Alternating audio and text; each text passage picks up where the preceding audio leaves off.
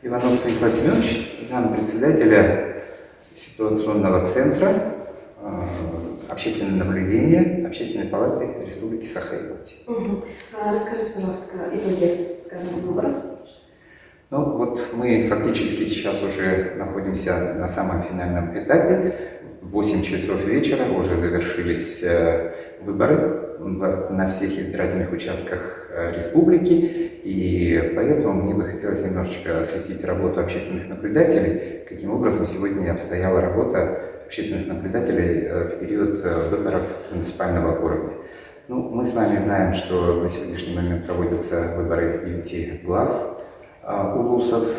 Кроме того, в 6 улусах проводятся выборы представителей. И, кроме того, избираются главы на уровне поселений и депутаты непосредственно поселенческого уровня.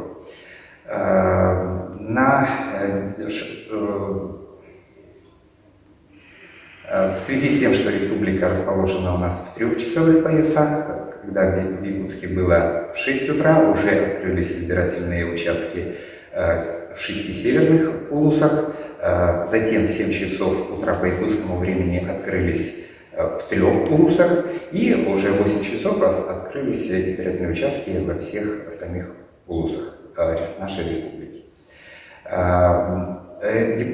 Корпус наблюдателей, который делегировала Общественная палата, составил 776 человек. Это достойные люди, которые могли наблюдать за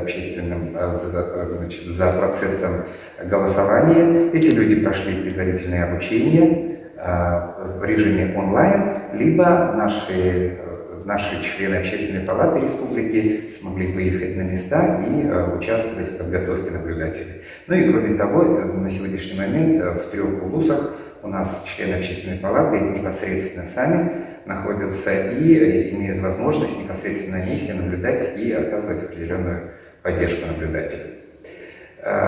Ну, можно сказать, что нарушений больших не было, но, возможно, в социальных сетях вы видели материалы, которые показывали недовольство людей, что было зафиксировано на 255-м участке избирательном в Минино-Кандалакском улусе. Это было связано с тем, что на этом участке прошли досрочные выборы, и так как количество избирателей было больше 1%, то, соответственно, в 8 часов, когда открылся избирательный участок, комиссия, все члены комиссии, общественные наблюдатели от Общественной палаты, от партий, от кандидатов, кроме того, при представителях охраны общественного порядка, при участии средств массовой информации проводили выемку бюллетеней, штамповали их и опускали непосредственно в урны перед голосованием. К сожалению, эта практика, она прописана в федеральном законе, поэтому произошла задержка. И люди, избиратели, которые пришли на избирательный участок этот, они ожидали в коридоре. Вот в связи с этим произошла задержка, заминка, и только в 8:45 открылся участок, это 255-й, и люди смогли свое волеизъявление выразить непосредственно уже около урн. Да?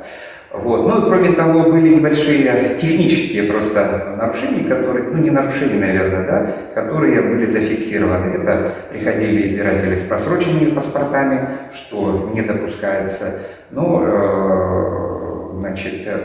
Просили за кого-то, мы в маленьких поселках живем, да, но имеется в виду, что, конечно же, и позиция членов избирательной комиссии, и наблюдателей, она сводится к тому, что обязательно гражданин должен проголосовать только по своему гражданскому паспорту.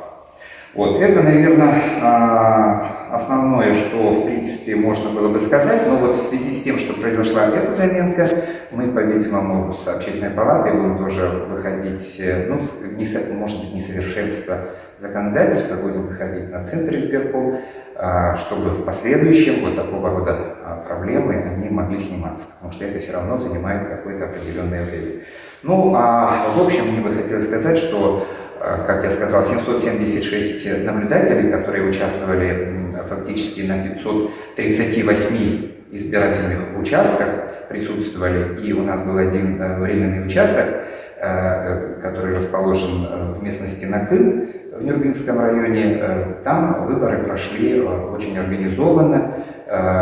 Мы, как кураторы, члены общественной палаты, получали информационные сообщения. Вот я сам куратор Среднеколымска, и у меня в течение всего дня наблюдатели, все наблюдатели со всех участков, хотя там очень плохой интернет, тем не менее, отправляли свои фотографии, отправляли цифры, которые мы старались учитывать.